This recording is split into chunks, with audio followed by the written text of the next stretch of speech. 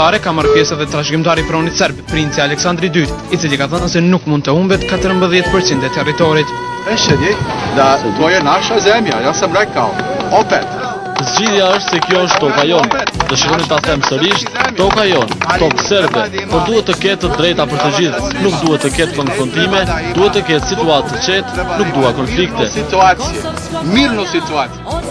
Në shënimin e përvjetorit të 618 të humbjes së betejës së Kosovës është shpërndar edhe një deklaratë, në të cilën thotë se serbët e Kosovës e respektojnë vetëm kushtetutin e Serbisë, sipas të cilës Kosova është pjesë e Serbisë.